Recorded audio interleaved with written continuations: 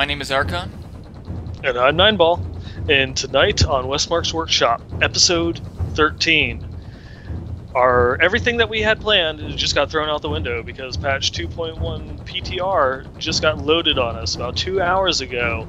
And so everything we prepared was for nothing. We had some amazing builds to talk about, some great fan art that was submitted. We even had like this amazing interview set up with Joshua Square, but he had to cancel on us because they were launching the PTR. So I'm sorry, this amazing show that we were going to go through and do for you just got completely crushed. But on the other hand, we got patch 2.1 PTR, so what more could you ask for? And that is all and more tonight. Or this morning. Oh, yeah. Whenever Josh Mosquera very disappointed. We had to... Yeah. You think he would have known that the PTR was coming out right before the show started, but in the dark. You see, I'm pretty sure that he probably had that planned because of how much he loves to tease people. Yeah, there you go. Well, no surprise, always a few hours right before our show, get some big piece of news, and so we probably could have just called that this was when the PTR was going to drop. You know, we probably should have. Yesterday, Grimiku was going and saying that they still intended to have it before the end of the month, and it's like, what better day than on Wednesdays when we record? Because it's a Wednesday. This is not when new stuff comes out. This isn't when PTR launches or patches get uploaded or anything like that. Yet, here we are. It's a Wednesday and we have a PTR. Yeah, so we have a lot to talk about. We'll probably have to go through it pretty quickly. We've been studying up on this like hours before the show, minutes before the show even, to try to bring you guys some news, but really exciting stuff. New legendaries, really cool stuff. I literally, I had to turn off my phone, and I walked in the door at 7:15, and then it's like, what? PTR? What the hell? You know, just... I didn't even know till Nineball told me just a little bit ago. Oh, you didn't? I wasn't going to throw you under the bus like that one. I wasn't going to go through and mention that, but now that you let the cat out of the bag, yeah, we started up the show, and I'm just like, so what about this patch, what about the PTR patch? And he's like, what? Yeah. And read about it. Yeah, we knew most of what was in it already, but a lot of new stuff and some data mine stuff that isn't in the patch notes, but looks like it's probably on the PTR already. Lots of cool stuff. But before we get into that, how was your weekend gaming? My weekend gaming was actually pretty good. Unfortunately, I'll just be flat out. I did not get a chance to play much Diablo this past week. Shame. Yeah, I know. I did. I played a little bit longer, practicing some matches with the Warhammer group because our league is starting next week, and then I also started getting into Warhammer Fantasy. So it was just spent a lot of time putting little plastic things together, if that's what you want to refer to it as. And other than that, there's this thing that we did Saturday evening. Oh yeah, I think I heard about that.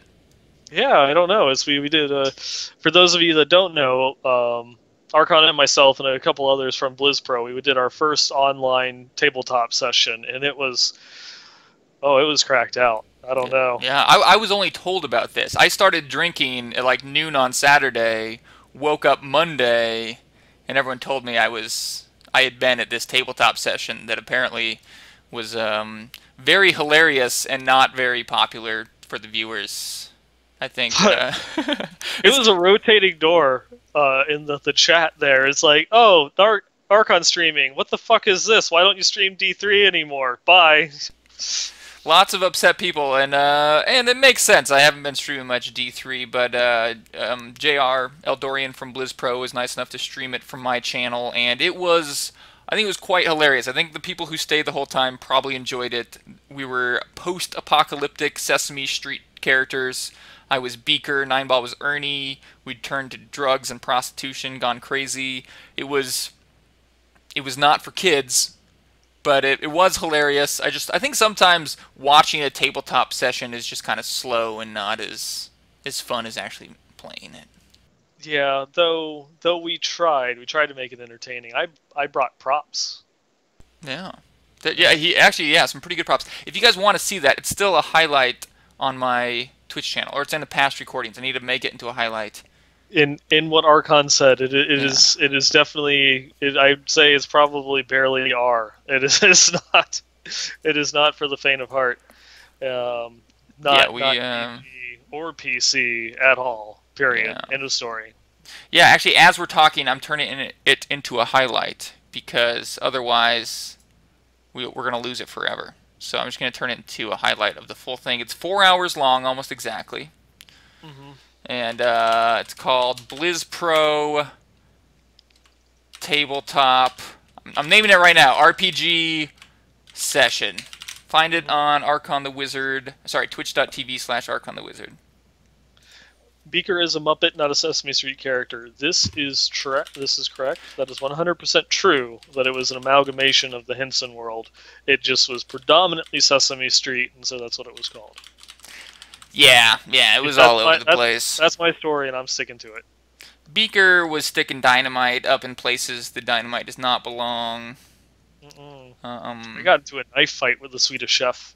Yeah, the main villain was Elmo. It was worth watching if you have like nothing else to do for 4 hours. Here's something to do. Yep. Here's definitely. Yeah, that was a lot of fun.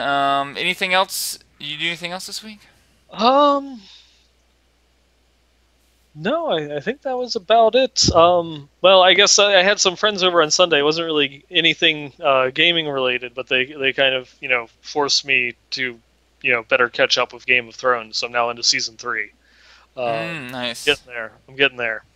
Well, in my week gaming, I also caught up on Game of Thrones. I only have the finale of season 4 to watch, and so I'm trying to like be really careful when I'm on the internet, like not to too quickly look at any comments or anything, because I've already seen like 3 big spoilers on accident. I've already read the plot synopsis for the books that they haven't done, seasons of yet. That's the type of person that I am. I just want to know whether it's going to be good or not, or what's going to happen. But it's still, for me, it doesn't subtract, even though I know what's going to happen. I know what happens with the siege of Blackwater Bay, but it doesn't it didn't detract anything from me seeing all of the events play out and everything, the twists and turns that happened there. It was still interesting and engaging despite knowing what happens already. Yeah, well, that makes sense. You're like my wife. She likes to know. She wants everything spoiled for her. But caught up on that. I've been playing a lot of poker this week. Kind of off topic there, but also been working on my StarCraft map, a little mod game side project I've been working on for a while. And yeah, played some hardcore Witch Doctor. Was able to get my Jade Harvester chest piece. Oh, sweet. So how many? Does that give you a 2-piece bonus, or is that your first? No, it's my first. I do have a Royal Ring of Grandeur. Anyways, Grandeur, I got it. So I could get the 2-piece, but my Jaded Harvester did not roll very well. I got Wall of Zombies and 1 socket. Yeah, that does not sound good. It's I guess with the new seasons coming out, that won't really matter too much about trying to get that item to be perfect. But there's some really new things regarding sockets coming out in 2.1. Yeah, should we just get right into it? I say, why don't we? All right. Yeah, you were. Why don't you? Actually, maybe we should do a quick overview before we get into it. Yeah, so 2.1 PTR, this is the test realm. The patch is not live yet. If you log into the actual game, you'll see the normal game. But if you want to help the developers in creating patch 2.1, you can download the PTR. It's like 25 gigabytes, I guess. So start downloading it now. You can play next week. And you can... Basically, you're going to go into a new server. You can copy your current character on there or make a new character, and you'll play the upcoming patch in its current form. So they're still making the patch. It's still going to go over through a lot of iterations. They just like to have players playing it so they can get player feedback, test stuff quicker, and it's just a lot easier to develop the patch that way. So yeah, that just went in a few hours ago. You guys can play that now as soon as it's downloaded. But because that dropped, we also got... some more information. We'd gotten the preview of 2.1, but now we have the actual patch notes, which has most of the changes, and in addition to that we have some data mine information that's been scraped from the servers from Diablo fans that has not been officially posted, but that information is almost always accurate. And assuming the PTR is already out, we can assume that that stuff is also on the servers right now. Yeah, though not all of it is been implemented yet. They said that there's a bunch of, particularly with some of the items that they're still working on, and so they haven't all been added in. So just something to keep an eye of, that what you see as data mined but not actually on the server might change before it gets added in. No, it makes sense. And of course, all of this stuff, or a lot of this stuff at least, will change within the coming month or so as they continue to develop the patch. Yeah, so stuff we already covered in previous weeks and probably won't spend too much time on. Of course, we're getting seasons, greater rifts, leaderboards, the cesspools, which that's not really anything exciting. That's just a new template in rifts. But I think maybe we could start off with our class changes. We're getting all the classes are getting some class changes, except for Crusaders are kind of. They already got theirs. Yeah, Crusaders had their day. They're just getting like a little bug fix, which, you know, obviously they'll enjoy having the archers, you know, not just sit there and do nothing when there's something in range. But other than that, yeah, it's everyone else got some new toys to play with. Yeah, really, really sexy. So I could go ahead and start with the wizard. Okay. Class I know best. So one of the big changes they're making to Wizard is channeling spells are going to have an initial cost, kind of similar to how most Witch Doctor channeling spells work. They didn't say why. They didn't have like a theory section on these class changes, but my guess would be that they just want to be able to make the channeling spells really good if you're able to stand still while casting them. That's, of course, the biggest downfall of channeling spells is you have to stand still, but what a lot of people have done is made these Arcane Torrent or Disintegrate builds where people are like stutter stepping or just moving, casting, moving, casting, moving, casting. That's like the one thing that sets Wizards apart from the other classes. I guess it really is just Witch Doctors and Demon Hunters that have that channeled spell that they can just sit there and stutter step while the other ones are penalized for it. Yeah, so I think a lot of Wizards are going to be upset about this, especially ones with Disintegrate builds, Arcane Torrent builds, but they're also buffing the damage to both Disintegrate and Arcane Torrent, so I think that should hopefully make up for it. Blizzard's getting a little bit of a damage increase. Energy Twister is getting about a 50% damage increase, very much needed. No one uses Energy Twister. Familiar, a little bit of a damage increase. Hydra is over doubling in damage. Very surprising to me, because I thought people were using Hydra. I haven't looked at the actual stats on which skills are being used the most recently, but I've used Hydra in some recent builds, and it seemed good, but I'm happy. I didn't realize it was warranted, but some of these runes are almost tripling in damage. Frost Hydra is going from 108 weapon damage to 275. Yeah, really crazy. Yeah, that is some pretty crazy ones. Did they touch the Massive Hydra? Yeah, Mammoth is going from 178 to 400%. Huh. Look at that. Yeah, so I think you're gonna see some legit Hydra builds. I mean the wand that lets you summon 2 Hydras. I can't slip in my head right now, but I know a lot of people using that wand use 2 Hydras, but I think that wand will probably get a lot more popular. Ray of Frost was another one of the channeling spells that got changed in the same way as the other ones. And then Magic Missile and Meteor also got a small buff. And that was about it for the Wizard. Well, going from there, obviously, I will cover, my favorite class, the Demon Hunter. Probably, all of the other class changes for the Demon Hunter after this point are all nice. They're gravy. I love it. But probably one of the biggest things is not any of the actual mechanics or skill changes. It's the fact that Dexterity now just adds armor instead of dodge. And that is just so great, so amazing, because now that a certain level of squishiness, which they helped to reduce in Reaper, is being reduced even more, because dodge was horrible. It was, you can't rely on RNG to keep your character alive, and it didn't even work on most of the stuff that would kill you, like poisoned or the quote shit on the ground that you could never dodge. And now the armor is going to protect you against every single source of damage, and it's going to be a pretty decent hike. Even if you were running awareness before for the 30% armor, that's going to be a 70% increase in armor that you had over that passive skill alone. So if you're running around 7,000 dexterity, if you weren't using awareness, you just gained 7,000 armor. It's gonna be beautiful. But yeah, going on from there, everything else, they did a little tweaking to cluster arrow to try and make the other runes more comparable to Loaded for Bear. Shooting Stars was one of the ones that actually was already somewhat competed with Loaded for Bear in terms of actual just raw damage output, but it was physical instead of fire, so it couldn't benefit from the resource cost reduction on the Cinder Coat. And that was the biggest thing that hurt it, since it's such an expensive spell.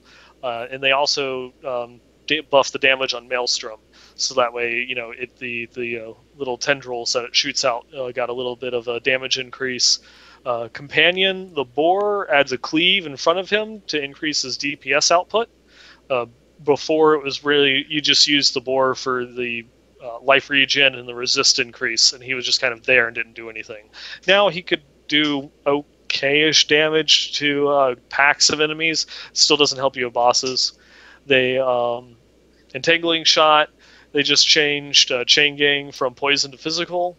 I'm not really sure.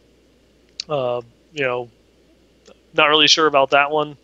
That was the only one that they had that, for Entangling Shot, it only had one thing that changed it into poison, but now they changed it to physical for some reason. I don't know the reasoning behind that one. Maybe yeah, that's really weird. I haven't seen many things getting changed into physical. Yeah, that definitely was weird. So it kind of lost a little bit from it in that respect. But they're buffing Impale. It seems, every other patch they end up buffing Impale to obscene amount of weapon damage, because it's a single target spell, so it doesn't get used a lot, because Diablo is a game where single target spells just aren't that great. There are very, very few situations where you're ever going to be attacking a single target, and when you do, there's normally not a lot of pressure, so it's not like you're trying to burn him down in a small time period.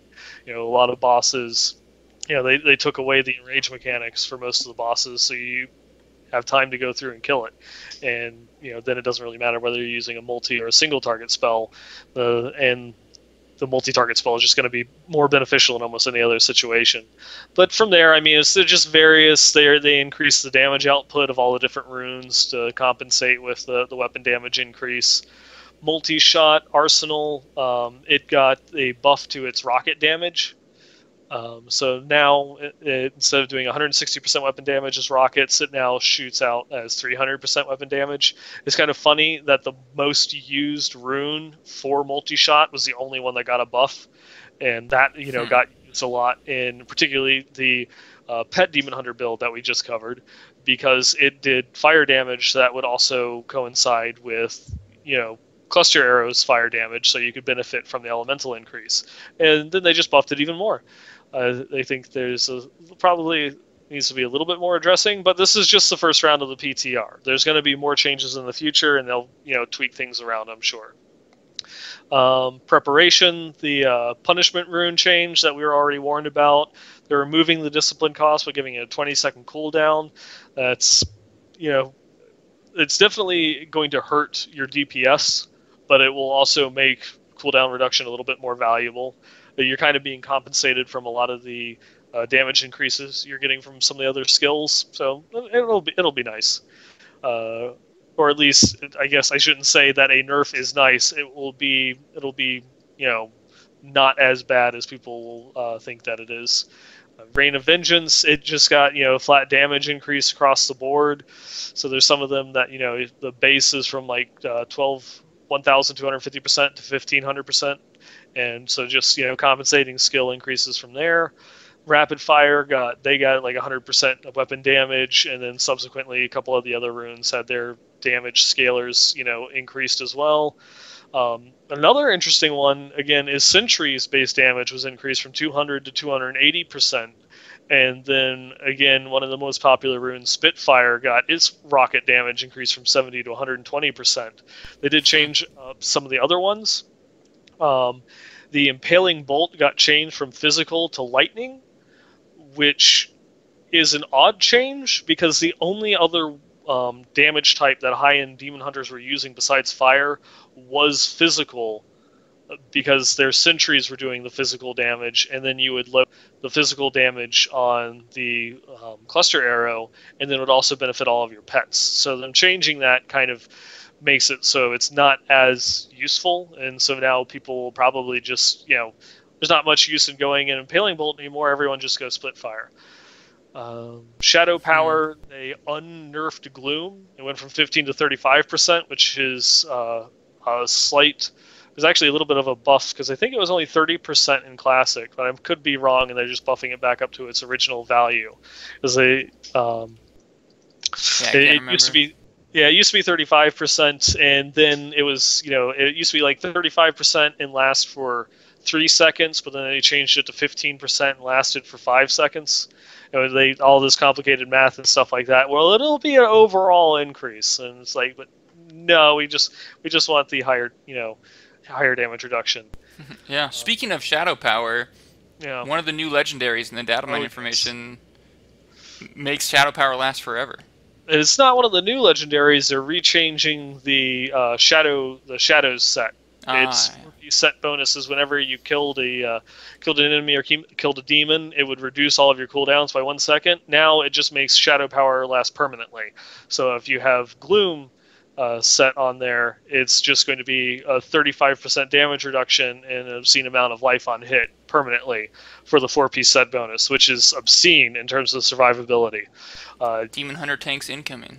Yeah, I think we'll probably still see most people sticking with their Marauders set, because that gives you an indirect survivability increase because of all of the pets. But that's definitely something that will be a nice balance if you're going for like a super survival tanky build. It might even be popular for some of the melee demon hunters that are out there, because they need to be a little bit more tanky than most.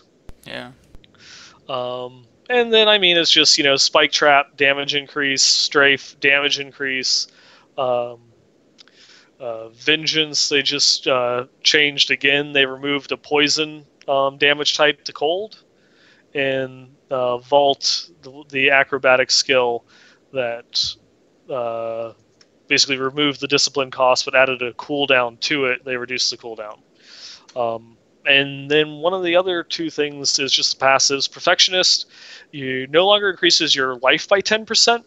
It used to increase your life, armor, and resist by 10%. Now it just increases your armor and your resist by 10%. I guess this is to maybe try and balance the dodge and dexterity change. I'll have to see what people are making of the numbers on that change in terms of survivability, whether that will still be a net increase, or if it's going to actually be kind of a minor nerf to that skill, because we are getting more armor, so you're getting more survivability out of the armor increase, but at the same time you're losing a ton of life. So, and then finally, demon hunters are getting they're getting a cheat death passive. Awareness is being changed from no longer granting armor to where if you receive fatal damage, you vanish for 2 seconds via smoke screen and you regenerate to 50% life. Amazing, awesome. Yeah, that's a really good second chance skill. Demon hunters have been asking for it for a while.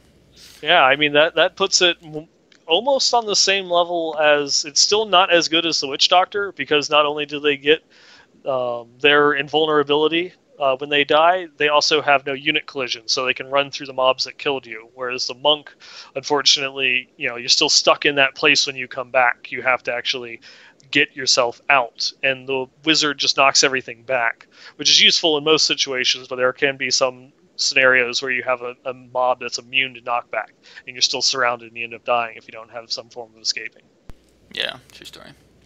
Well, I'm going to cover the Barbarian, even though neither of us play Barbarians are our weak spot. It's our blind spot, so to speak, I guess. But I'll go through the changes anyways. They're pretty straightforward. Call of the Ancients got the same change that all pets are getting. They'll have smaller hitboxes. They'll be able to move around better and hit other targets more reliably. Let's see. Got a lot of small damage change. Cleave has a larger arc. Went from 120 to 180. Let's see, Earthquake got a bit of a damage buff. Furious Charge got a bit of a damage buff. A lot of skills changed from physical. Furious Charge has a cold rune and a lightning rune. Ignore Pain got some cool changes. It now makes you immune to crowd control effects. And there's some redesigned skill runes on that as well. Rend now causes enemies hit by Rend to take 10% increased damage from all sources if you're using Mutilate. I wish I could give more insight on this, but I'm such a Barb noob. I think I'm going to play a Barb in Hardcore just to learn a little bit more about him. Rend now also has a Lightning, Cold, and Fire rune. Rend could be used in any of those builds now. And yeah, those are all the big ones, I think. I think that's, and I apologize to any of the Barbs who noticed that I missed an important insight there. But yeah, not any overhauls to the Barb at all. Pretty standard little tweaks. Well, I guess moving on, we'll go on to the monk here. This is kind of like the patch that most people have been waiting for. This is like the make or break point. And across the board, of course, they got a bunch of damage increases. And the same thing for the Demon Hunters. They got a pretty decent survivability increase because now armor, or they get armor from dexterity. So every 1 point of dexterity gives them 1 point of armor. And what we have is just flat across the board. Almost every single one of their spirit generators had some form of damage increase to it. Some of them were buffed more than others, like Fist of Thunder, which was like the de facto skill back in Monk's heydays. I wouldn't really want to call it heydays, but back in Classic, it was like the go-to skill, and now a lot of people are preferring to use like Deadly Reach or Fist, Way of the 100 Fists. Now the Fist of Thunder got just a huge damage increase. Every third hit does 510% weapon damage. Crazy. Yeah.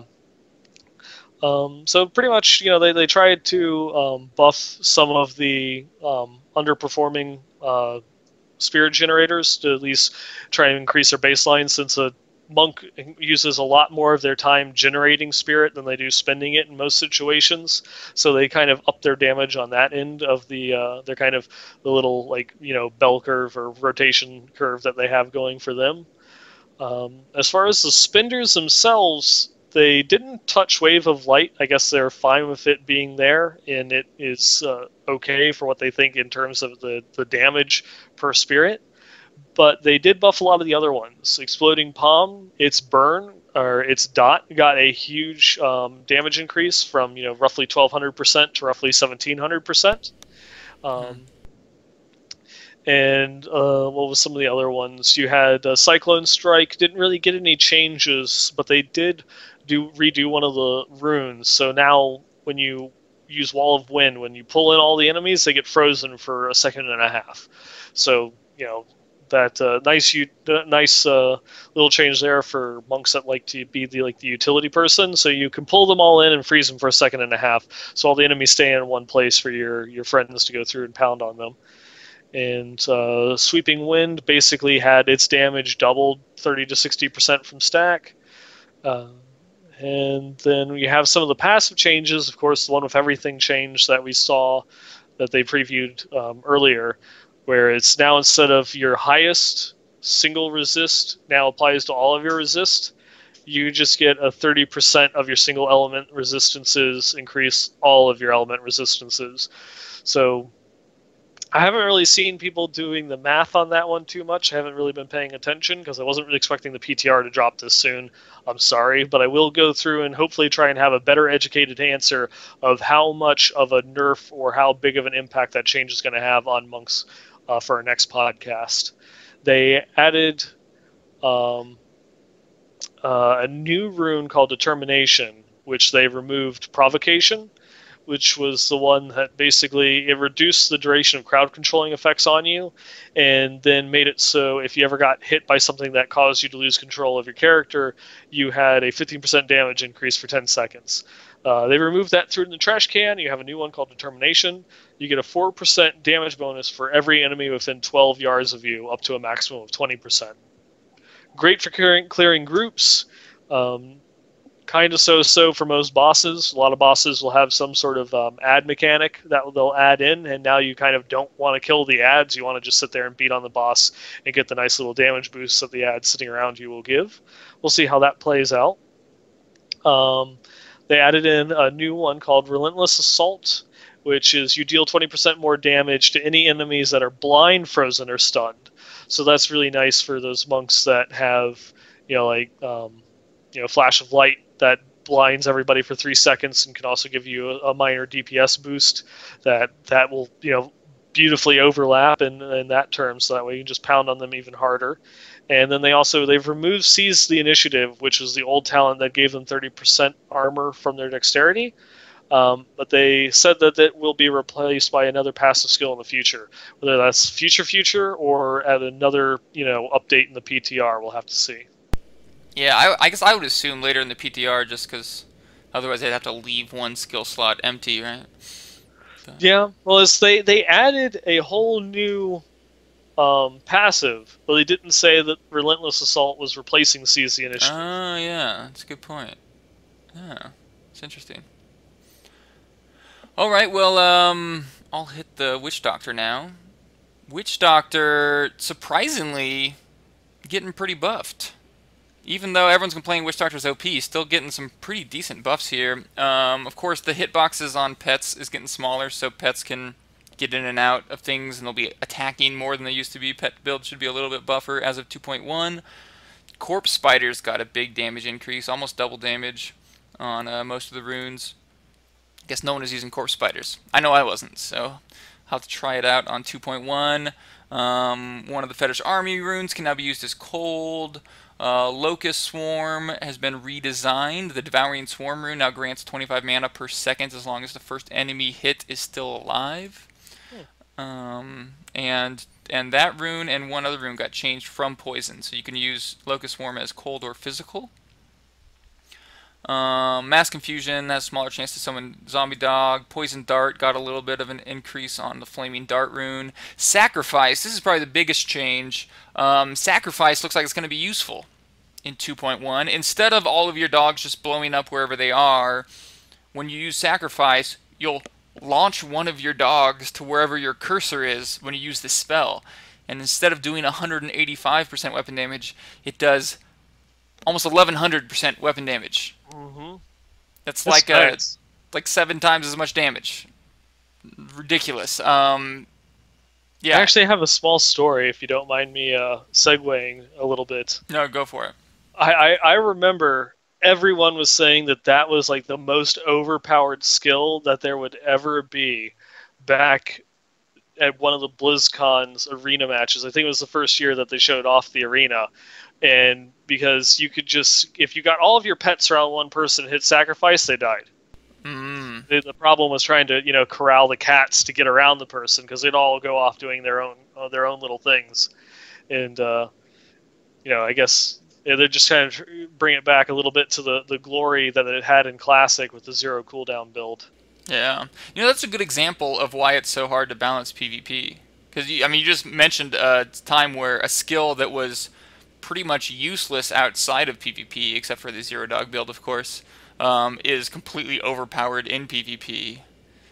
It's not like you can just change the damage on that and suddenly it works now. Mm-hmm. Anyways, yeah, so Sacrifice looks like it's going to be really cool. If you're using Tall Man's Finger, so you have the combined Super Dog, then it just throws the one dog for 3200% weapon damage. And it doesn't get buffed if you have 4 or 5 dogs in the Super Dog. And then yeah, some of the other runes on Zombie Dog got buffed as well. Sorry, on Sacrifice, but it looks like Sacrifice might be useful. It'll be fun to try to come up with some builds around that. Mm-hmm. Spirit Barrage has a fire rune. Well of Souls is fire instead of cold now. And the Circle of Life passive only gives you a 15% chance instead of a 30% chance to summon a Zombie Dog. I'm guessing they found that was just going to be too powerful with the new Sacrifice. That was it for Witch Doctor. Should we get into the extensive Crusader changes? Yeah, I guess I'm just gonna have to go and talk on for an hour here about all the Crusader changes. Yeah, so that phalanx skill, they made it so that the run speed increased from 100% to 200%. So now it will actually, if you're trying to aim it to hit something, you'll have a better shot at it. Not the monster not wandering out of the way as you wait for the avatars to run over there and hit the thing. So now it's not as much of a skill shot. You don't have to plan it out as much. Not like you really had to plan out as much beforehand. It's more just like a quality of life change.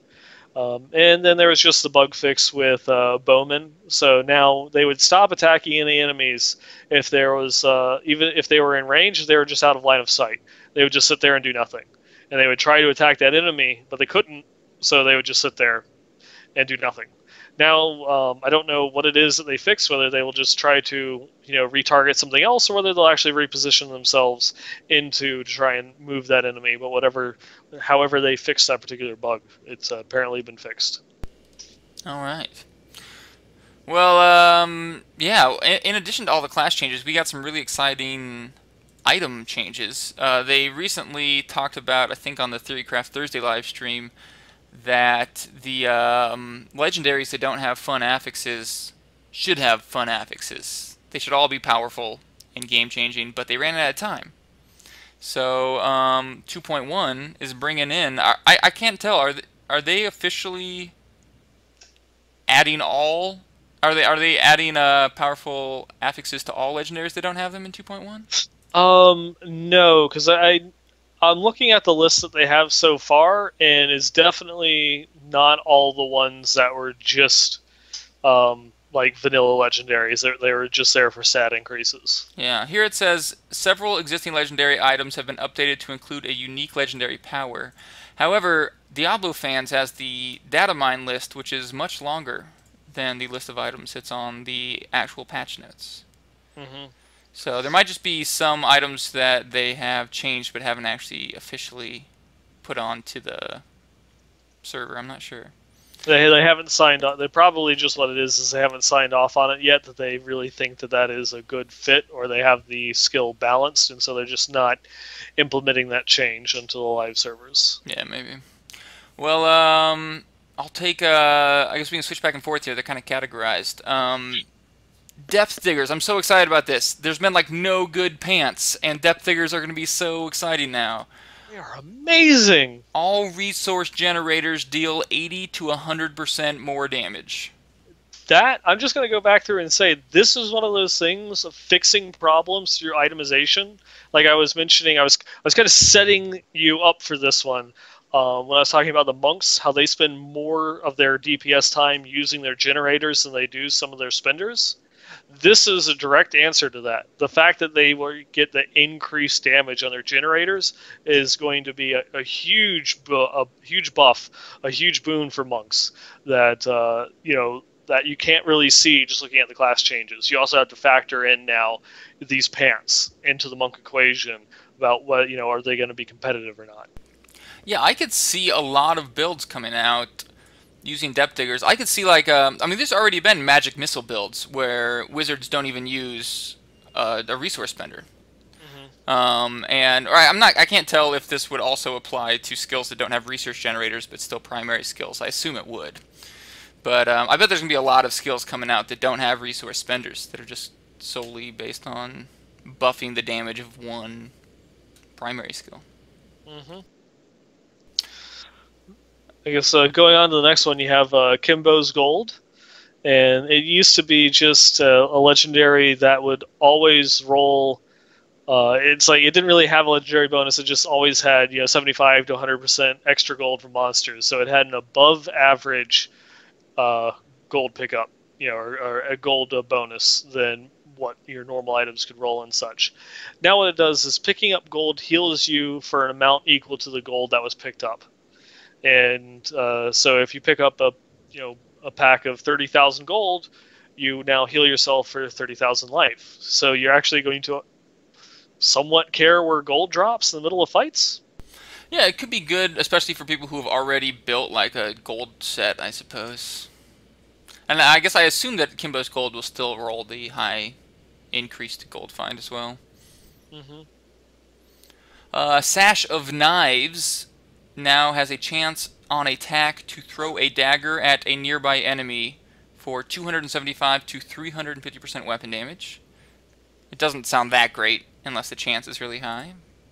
Yeah, we'll have to see what the proc scaling on that one is, and that could also be just a nice little, it built in increases the fan of knife damage by 30 to 40%. So it'd be interesting to see if it has a very good proc chance on it. That could see some of those people. I remember playing a like fan of knives build demon hunter back on the Reaper Souls PTR, because you're just trying to scrape through in the beginning to get past master into torment. And it was just like a fun little build that you'd go through with the permanent strafe when they had the crossbow that made strafe free, and then they nerfed that, but you'd have all these dagger skills and such, and this made that one fun. We'll see if it can rebuild some of that glory. Nice. You want to take the next one? Oh, sure. Yeah, let me go. Continue going on. Lamentation. Legendary power. It now allows Ren to be applied twice, so you can now stack your Ren twice with that belt.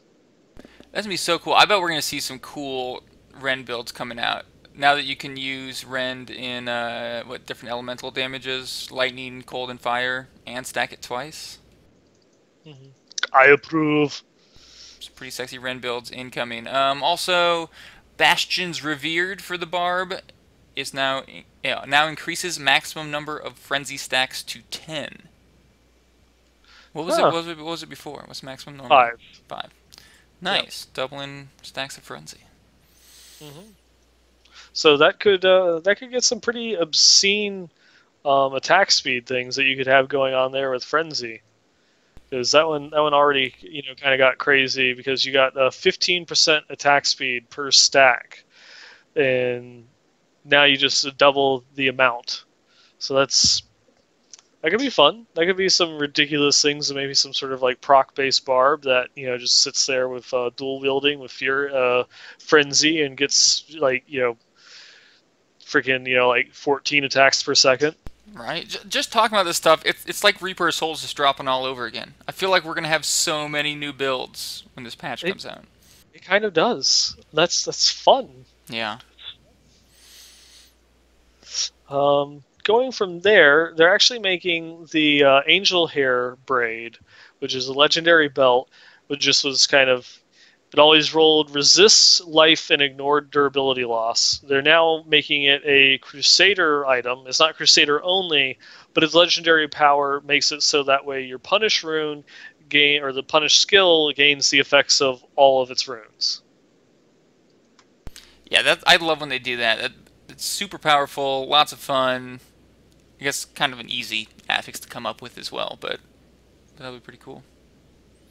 Yeah, and Punish itself was already it wasn't that bad of a skill. It was really nice with if you're playing like a Fire Crusader, but if you're playing a Fire Crusader, you're normally relying on Holy Shield with the Combust rune, and at that point, once you get a Gyre Falcon's Foot, you don't care about a generator, so you kind of just dropped Punish anyways. So we'll have to see.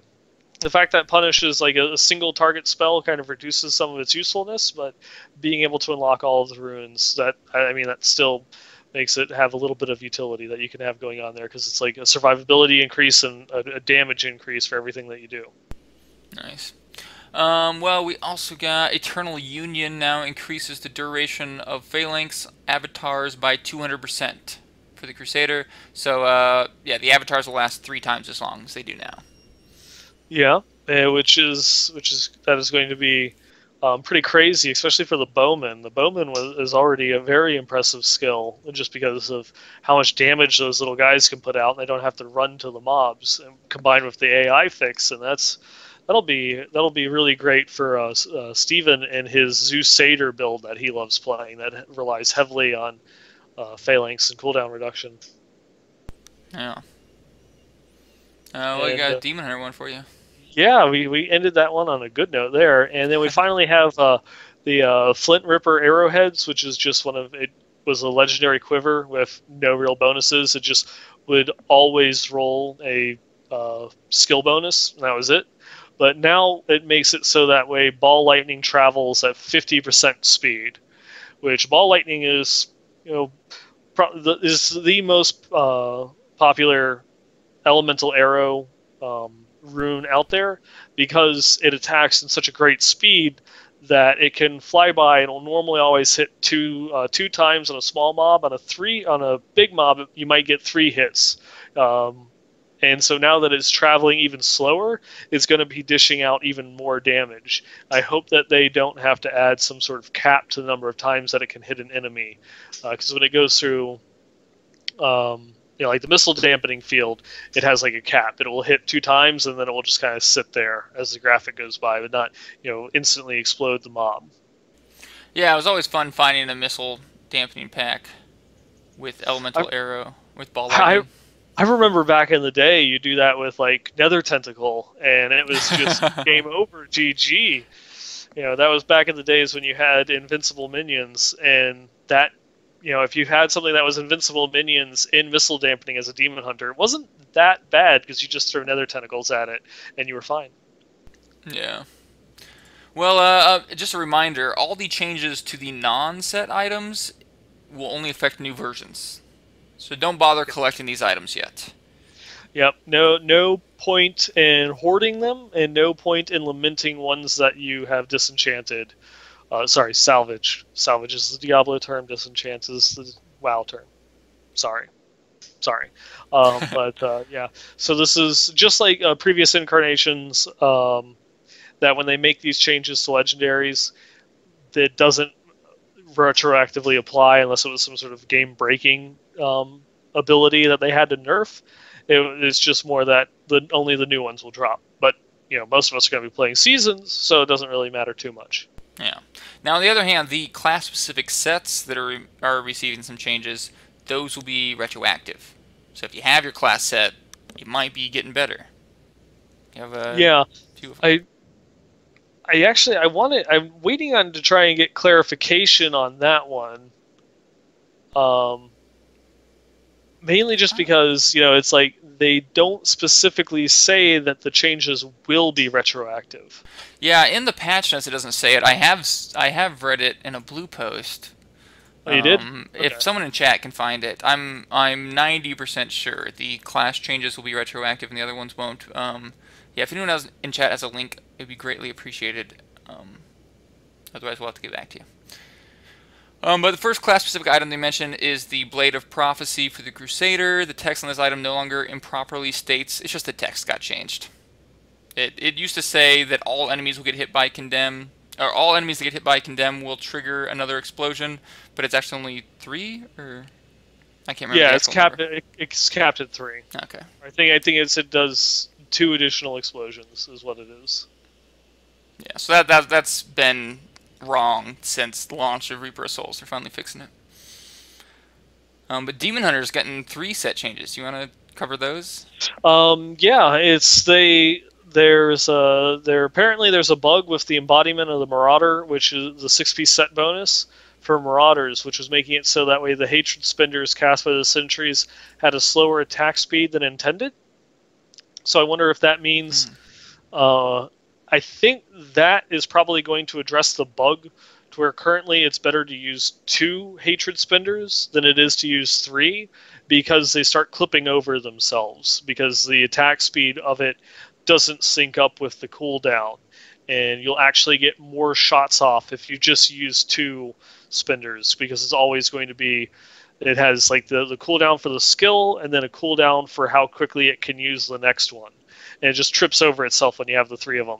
I've said that like 3 times, so I'm tripping over my own this. But it's just, I'll wait and see how people react to it on the PTR. It's just brand new. I'm sure not a lot of people have had a chance to check that out yet, but I'm feeling that that's what the bug is intended to fix. The other one, of course, is Natalia set bonus. It used to, the 4-piece set bonus used to reduce the cooldown of Rain of Vengeance by 1 second for every enemy that you kill. They are now increasing that to 2 seconds per killed enemy, and will also trigger on assists. So that means you don't actually have to get the killing blow to have that set bonus trigger for you. As long as you kind of like did damage to it, if someone else got the killing blow, you would still get the cooldown reduction, which then combined with the massive damage increase that you got on Rain of Vengeance. Who knows? We might see some kind of like permanent Rain of Vengeance builds, hunters. Yeah, maybe for like some low difficulty runs where you're killing enemies really quickly. Yeah, it could be. I mean, it's just it has some really disgusting damage values to it. If you can get it to kill, just a moderate amount of cooldown reduction combined with that set bonus, it only has a 30-second cooldown. So, I mean, if you have, say 40% cooldown reduction, and then you kill like 5 enemies, and then bam, you're pretty much the cooldown's already up. Yeah, that's pretty crazy. That could be a really cool build. Yeah, it could just be one of those ones where since it lasts 5 seconds, you don't even really need to fully get out the full 30 seconds of reduction. It could just be going through and having a constant area of AoE wherever you walk and fight. So you will always fight in the shade. Let's just say that. And then going on the final, of course, the third Demon Hunter set, the Shadow's Grasp, which was kind of one that people forgot about really quickly because it was just defensive and it wasn't even that great. It used to be automatically cast Smoke Screen when you fell below 25% life. Now it's going to be when you receive fatal damage, you cast Smoke Screen and then are healed to 25% life, but the effect can only occur every 2 minutes. So it's nice now that it actually prevents death instead of being, well, you got to 25% life, well, here's a second and a half of invulnerability. Have fun. Yeah. Sorry, I was going to say Demon Hunters wanted a way to cheat death, and now they have 2 ways. Now they have 2 ways. And then the 4-piece set bonus was every time that you killed a demon, it reduced all of your cooldowns by 1 second. Instead now, like we said earlier, it just causes Shadow Power to last forever, which most people weren't using the Shadow's Mantle anyways, so any DPS effectiveness that you could get out of it if you had a demon-filled rift is, of course, gone, but people really weren't benefiting from it anyways because no one was using it. With that 4-piece set bonus, basically, it's like a permanent 11,000 life on hit and 35% damage reduction. It's beautiful. I mean, that right there is the 4-piece set bonus, a Ring of Royal Grandeur in 3 pieces, and you're good to go. It does unfortunately make it so that way you cannot use the Marauder's 6-piece and getting the Shadow set at the same time, which is of course kind of a letdown considering how powerful the Marauder's 6-piece bonus is. But I would like to see how that plays out in the tiered rifts. Because from what some people are telling me so far, once you start getting into the level the level 20s in the tiered rifts is where it is like Torment 5, Torment 6 level. And one of the screenshots that we saw previously, had like a Torment, a greater rift level 47. So it'd be interesting how defensive do you have to get? Yeah, well, it looks like Shadow's Mantle might actually be a popular set now. Could be. Well, Wizards got a change to Firebirds. Needed change, but not super exciting. The 6-piece for Firebirds used to enemies killed by fire damage explode and set nearby enemies on fire, dealing 300% weapon damage over 5 seconds. Now, instead of 300, it's going to be 2,000%. So that's, it went from being not very good at all to actually could be pretty awesome. 2,000% weapon damage. Nothing to laugh at. One thing we skipped, but I still want to talk about, is a new legendary consumable is being added in 2.1. Ramaladni's Gift. Is that how you pronounce it?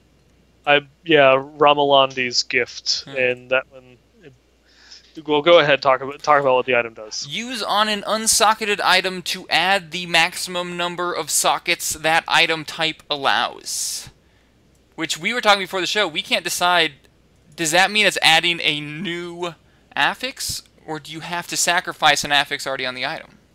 Yeah, I've been waiting on clarification on that one. I've been trying to ask some questions there to see what the actual intention of that is, and I haven't gotten any answers yet. But that one is kind of one of those things. I've soapboxed a couple of times that it's just with legendary gems being added in now, sockets are mandatory on every single piece of gear that they can roll on, and that's not fun. When it's like you look at an item, well, does it have sockets, and is the sockets perfect? Because if it only rolled one socket, you have to re-roll the sockets, and then if it's missing another affix out of the ones that you need, then the item's garbage. Does it have two bad rolls? So I have to roll and get something else, like main stat or all resist or crit damage in sockets. Then it's just making you chuck even more things into the garbage. Yeah. And then this will just allow you, oh, I got all these decent stats and no sockets. So now I'm just going to use this item on there and add sockets to the item, which if it works out and that's good, the next thing would be, just either, enchanting to get rid of sockets or remove sockets from the game and make this item a relatively common drop. Huh, yeah, that's interesting. My guess is that it either replaces an affix or it only works if it already has at least one socket. Well, no, it says specifically unsocketed item. Oh, yeah, you're right. Yeah. So it can't have any sockets on it for you to be able to use it. Yeah, maybe it does. The way that it's worded, it makes it sound like it's just going to add another affix to the item and give you max sockets, which is beautiful. That is how it should be at this point in time. Yeah. Yeah, I suppose so. I suppose you'll just be re-rolling your sockets on your chest and your pants, assuming that you can get enough Ramaladni's gifts to put the sockets on there. Yep. And the one thing that I just want to add about that one is I think that is actually a typo, and it shouldn't be Ramaladni's, and it should actually be Ramaladni's gift. The N and the D might be switched around? Yes, because that is actually something that they've used a couple of times in World of Warcraft, because there's a very prominent member in going all the way back to the World of Warcraft beta, which was a very popular warrior that gave tons of feedback, say, this is the problems, this is what you need to do back in Classic WoW, and eventually he got hired by Blizzard as a class designer. And he's had a couple of items added into the game in his honor, and it's actually a inverse of his name, because his name was Indalabmanar or something like that. Indalabmanar. And so what they did is they just reversed his name to Ramaladni's and named a couple of things after him. Nice. So that would actually be pretty interesting, that if he's actually not just like being like a nod to him, and that if he actually came over and gave some advice to the Diablo team, and it was one of his suggestions that made them go through and do that, and that's the naming of the items. That'd be kind of cool little nod. Yeah.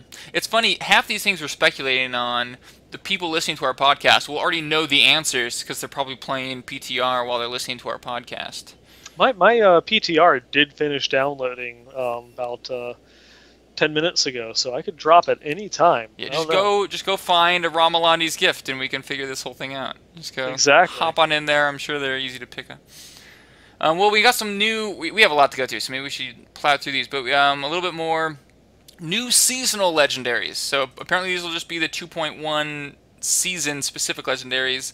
A new bottomless potion of rejuvenation restores 15% of your primary resource when used below 25 life. Meh. Krelm's buff belt gives you 20% movement speed bonus. I'm assuming that doesn't go above the cap, but if it doesn't, it doesn't seem that great. If it doesn't go above the cap, it's meh. No, it must. It must go above the cap, because it also says taking damage causes you to lose this effect for 15 seconds. That would just be horrible if it didn't go above the cap, right? Yeah, exactly. So it's kind of, I guess that's kind of similar to the Witch Doctor passive that lets them get 30% movement speed when they're out of combat. Krem's buff bracers grant you immunity to knockback and stun. Yeah, which is nice. So you could equip that in the full Blackthorn set and be immune to everything. Would stun make you immune to frozen? I believe they are counted as two different. Um, Yeah, I think so. I they're, think you're they're two right. they're two different types of CC mechanics. I know, like for mobs, there's no differentiation between it. That whether you're stunned, frozen, knockback or blinded, they get the scaling protection or resistance to the CC. I don't know if characters are. I think it's because a lot of the skills specifically call them out as different things. So I don't know if they're actually classified differently or not. Yeah, we'll have to wait and see. Yeah, I'm pretty sure it's different. I think in the past, stun hasn't applied for freeze. We got a new follower item for seasons as well. Reduce the cooldown of all follower skills by 50%. Mm-hmm. And now we'll actually have a choice to make as far as which legendary we want to put on our follower. Um, if they nerf the Unity. Yeah. Well, I mean, still in a group, you'd rather have this one, right? Well, in a group, you can't use your follower Yeah, unless I you're don't using know. I don't know. Shars. Yeah, unless you have. Yeah, I guess even Yeah, then, yeah, you'd probably still want. Well, it depends on how many unities you have. yeah, Yeah, yeah. I guess it's hard to beat the 50% damage reduction. yeah. If you don't know what it is that we're talking about when we mention Unity with followers, it's that if you equip the follower item that makes your follower immortal and equip them with a Unity, you basically have a permanent 50% damage reduction because 50% of all the damage you take is being put onto your follower, but he never takes any damage. So it's just a permanent buff. Yeah, pretty awesome. You want to go over the Crusader, Demon Hunter, Sure. Monk items? I'll take the Witch Doctor, Wizard. Yeah, let's keep that going. All right. Oh yeah, I guess I have Barbarian here though. They're getting remorseless. Remorseless. Yeah. Okay, I read that right the first time. New legendary one-handed mighty weapon. Grants Hammer the Ancient 25 to 30% chance to summon an ancient for 20 seconds. Yeah, I don't know what the proc rate is on Hammer the Ancient, but yeah, it looks like you could have an ancient out pretty much all the time if you were Hammer the Ancient spamming. Especially, yeah, and Hammer of the Ancients has always been, kind of a popular build. Doesn't really quite compete with the Leap Quake one right now, but I mean that's still another one that you see a lot of usage for barbarians on their way up to Torment 6. I mean, we'll have to see how much that one is because Call of the Ancients is also a very popular skill, all the way up to and including Torment 6. So those Ancients can do pretty decent amounts of damage. We'll see how that one works out. Yeah. And then for Crusader, you have Amazonia Parma. Um, Interesting name. It is a new legendary shield, and it allows your phalanx to summon twice as many avatars, and will apply to all the rune variants. So I imagine for just the base phalanx, it's going to double the amount that run through, and so it's either going to increase its damage coverage area, or maybe they'll be running double file, and so you'll be able to get double the number of hits. Going back, that's going to be a huge buff to bowmen because now, especially with the AI buff or AI fix, it's going to be twice as many shots that you have shooting around, and then you throw the ring on, and they last for the 200% longer. That's I think Steven might be having a heyday with this one. His Yeah, little some nice avatar mutator builds. build there, which if Steven is, of course, as I make a call out to him because he is my brother from another mother. He is our site manager over at the Hearthstone site at Blizz Pro, but he also just recently, he got the privilege of streaming with the developers as well as Monstrous over on the Diablo stream. And that's something for you to go through and check out. A lot of nice stuff that Travis Day and Evelist just got to talk about, and you got to see his little build in action there. Um, Continuing on, we have the Demon Hunter. We have the Leonin Bow of Hashir. It's a new legendary bow and grants bullet shot a 15 to 20% chance to on explosion to pull in all enemies within 24 yards. So they're making it's kind of like a little RNG version of Cyclone Strike there. Bullet shot can be interesting. You have a lot of different skills that benefit from benefit bullet shot. You have like the quiver that makes it so it explodes instantly. You can get the damage up there. It's a nice kind of like mob clearing skill, but the damage was kind of low. I don't know if this here, like, it adds a certain level of CC to it. It'll be interesting to see how that might play out in a group dynamic, but it's not something that I would use, going solo. I would probably, still focus on one of the hatred generators that just generates more hatred. But who knows with Depth Diggers? We add those in, and it could be interesting.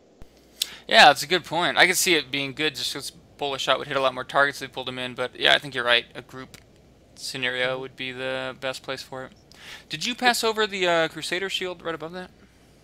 Oh yes, I almost did. Thank you. The Crusader shield called P1 Crew Shield Normal Unique 01 name still to be determined. Obviously, it's a new Crusader shield. It removes the cooldown of Condemn and just makes it so that way it costs 40 Wrath. Condemn is a wonderful skill. Has kind of a long cooldown on it, but you stack some cooldown reduction, and it was amazing to just go around exploding for 1200% weapon damage. But now it's just cost 40 Wrath. So instead of stacking cooldown reduction, you stack cost reduction. So that'll be interesting how that plays out. Yeah. Monk got some new gloves. Yep, we got alabaster gloves. It's throwing me off here that we get all of them in one row for me.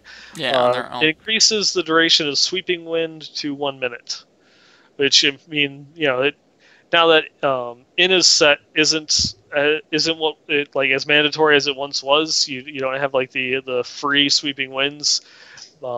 Is now just has a duration of 1 minute. So it's very easy to always just keep permanently because you just have to refresh it every minute and not lose any of your stacks, which should be more than easy enough to do.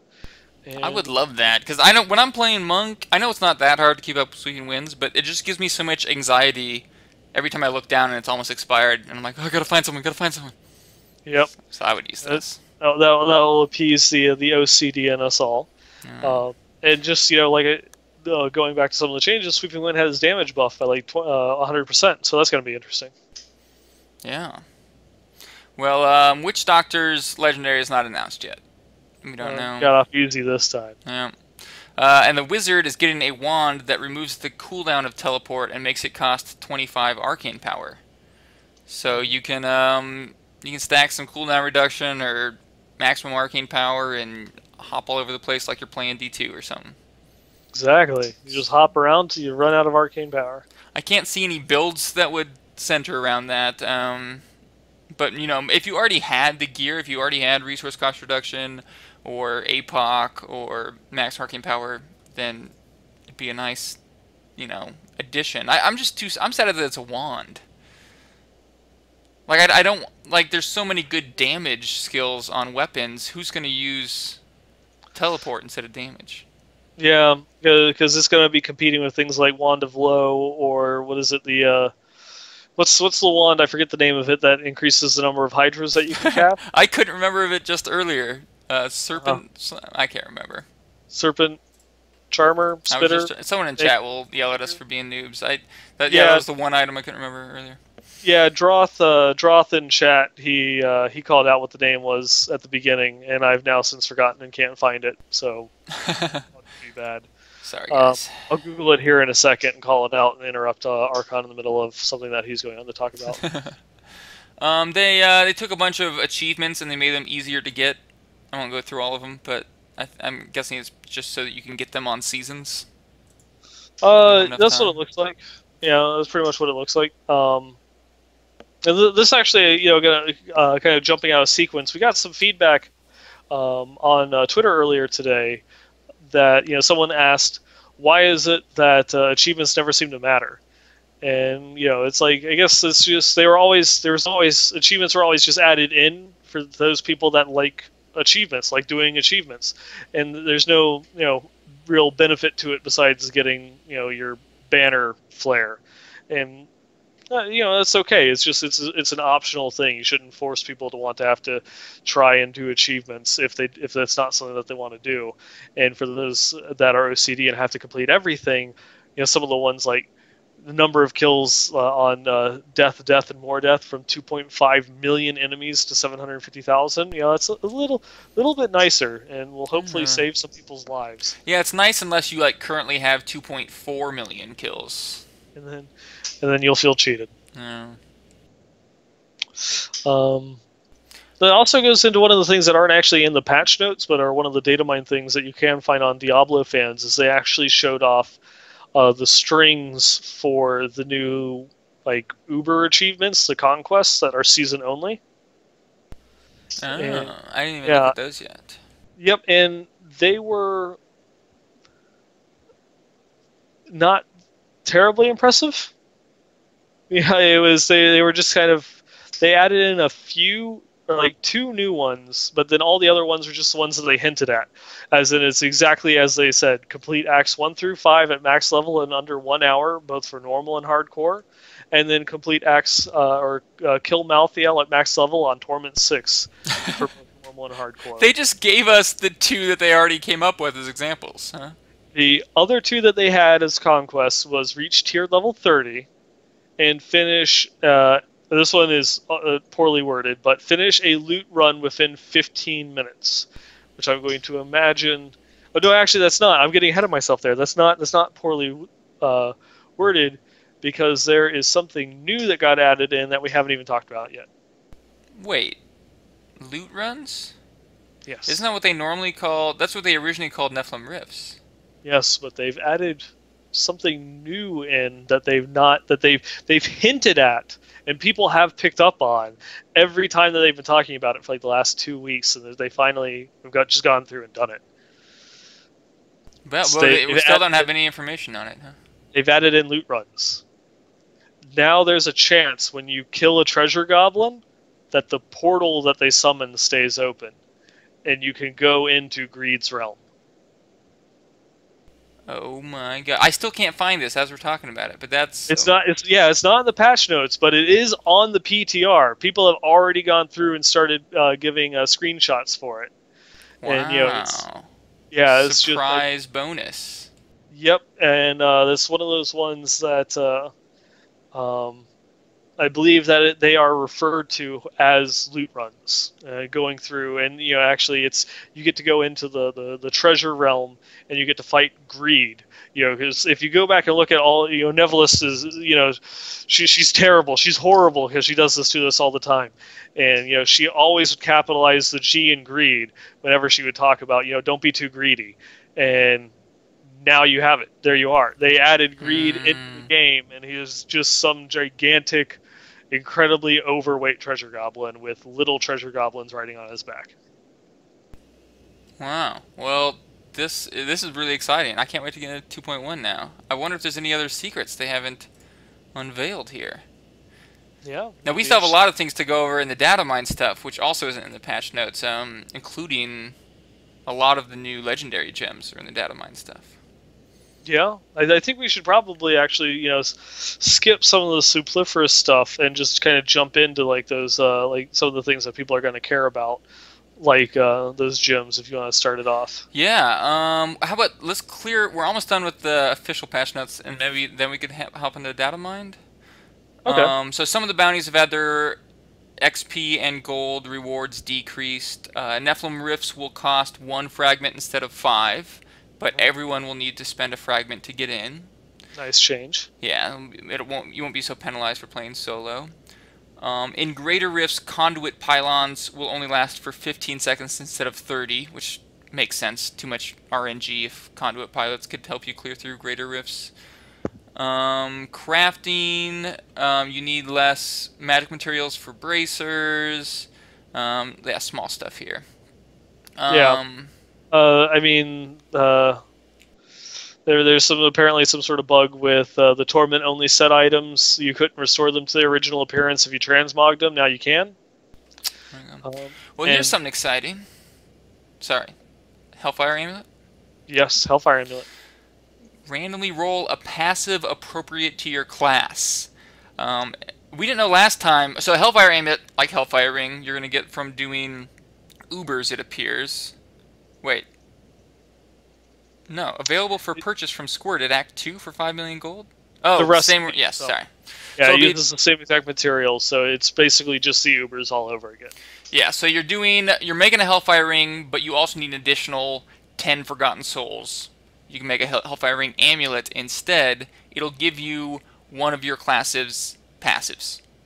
We weren't sure before if it was a new passive or one that was already on your class, but in the data mine information, it lists all of them, and it looks like it'll just randomly choose one of your class's passives and just give you that all the time. Which is, going to be pretty neat. I would almost go out there and say it's probably going to be like near mandatory, but like I said on previous podcasts, I'm actually fine with that because you're having to put all this time and effort into going and running so many of the Ubers in order to try and get this thing is beautiful. I'm glad that it's going to be a mandatory thing because now it gives you a reason of wanting to actually do the Ubers. Yeah, and it doesn't seem like you'll have to do the Ubers too many times because like the Hellfire, well, I guess it depends on the other stats on the amulet as well, but as far as just getting the passive you want, you'll just be one of 5 passives you want, right? Because you can put the other 4 on your build already. So pretty much. I mean, most classes have 30-ish passive skills. So that's going to be if there's 5 passives that you want to get, it's kind of like I'm very bad at math, like a 1 in 6 chance of getting the one that you want, or at least getting one of the ones that you do want. Yeah, so do it 10 times, you probably get one of the passives you want. Yep. Because it doesn't have to be the one specific passive that you need. It just has to be one of the 5 that you want to use. Yeah. Was there anything else big in the actual patch notes? Some user interface changes. That's about it. All right. Well, let's hop into some of the exciting data mine stuff. Starting with these gems, they have the gem names posted, but I was actually looking through it. They also have the affixes. We could try to line them up, but the affixes are definitely more exciting. So we can go ahead and look at some of those. Here's yeah, I guess we'll just read through them and maybe talk about any of them that sound especially interesting. Gain an aura that reduces the movement speed of enemies within 12 yards by some percent. 15% chance on hit to gain a mini conduit buff, dealing some percent of damage as lightning. Poison all enemies hit for some percentage of weapon damage over 10 seconds. Critical hits cause enemies to bleed for some percentage of weapon damage as physical. 15% chance on hit to smite nearby enemies for holy damage. Chance on hit to increase your attack speed by 2% for 3 seconds, stacking up to 10 times. Increase critical hit chance of your pets by some percentage. 50% of your damage taken is instead staggered and dealt to you over some amount of seconds. Yeah, which I mean, that is really, really interesting. What that I would just want to take a little bit of a second to go into that one because that's one of the ones that really popped out to me as a hardcore player, and that means if you take 100 damage. You're going to take 50 up front, and then you're going to have a dot applied to you, where you're going to take the other 50 damage, over a certain number of seconds. Now, I imagine as you increase the rift that you go into, and it increases the bonus of your gem. It might at level 1, it might just be 1 second. So you take the other 50 damage over 1 second. So it doesn't really give you, that big of a thing. But if say you get to level 10. And it now increases. You now take that 50 damage over 10 seconds, and so it kind of gives you this nice big long window with which to kind of compensate for it, and where it will give a huge value to your life per second because it will mitigate that damage. Of course, it can start piling on really high, and you might give a false sense of security if you start taking too much damage, but you're not dying, and you might not realize that you're going to die to that dot after the combat's over if you don't have something, some sort of skill left over to keep it from killing you. Yeah, and if that's the case, you just need to get this other legendary gem that gives you a % chance on kill to clear all stagger damage. There you go. Pretty cool combo right there. Let's see. While under just to rehash, anyone who doesn't know what these legendary gems are, you'll get them from doing greater rifts, and then from clearing higher tiers of greater rifts, the gems will level up. Just more ways to specialize your character. While under control impairing effects, reduce all damage taken. Damage you deal is increased by some percentage for every 10 yards between you and the enemy hit. It's nice for range classes. Yeah. Increase the damage of primary skills by some percent. Percent chance on killing an enemy to cause an explosion of gold. Explosion! Yeah. Gain 1% increased damage for 3 seconds after spending primary resource. It stacks up to blank amount of times. Gaining a stack refreshes all existing stacks. That's nice. Yeah. Your pets are unkillable. And I believe that one was called, ghostly something. I think, yeah, it makes your dogs, I think, ghosts instead. And they can't be killed. But it might be mixed. Primary skills heal you for 2% of maximum health on hit. That seems super OP. That seems so OP. And it doesn't have a value in there, so I'm not sure. Maybe that 2% is actually what upgrades. Yeah, that could be it. Or the value could be the scalar. Yeah, that's what I was trying to say. Let's see. Also gain some percentage cooldown reduction per stack. That doesn't really make sense there. Yeah, that one probably is your chance. It's like a chance on hit to gain a stack and give you a percentage cooldown reduction that stacks a certain number of times, probably. Yeah. Yeah, that's the whole thing. It starts with also, so that's gonna be. All enemies you poison take some amount of increased damage. You took away all the Demon Hunter's poison skills. What's wrong with you, Blizzard? Why would you do that? Add that item into the game. Why? That one's just for witch doctors now. Why? While under the effect of the mini conduit gain some amount of increased movement speed. Yeah, a lot of these combo. Yeah, it's pretty interesting how they're making it complement one another. So there's actually a lot of thought going into it. So it's like, well, if you've got this legendary gem, well, you're going to want to use this legendary gem too. Yeah. Gain Blood Frenzy, granting you some percentage increased attack speed for each bleeding enemy within 20 yards. I think Renbarbs are going to want that one. Periodically smite a nearby enemy.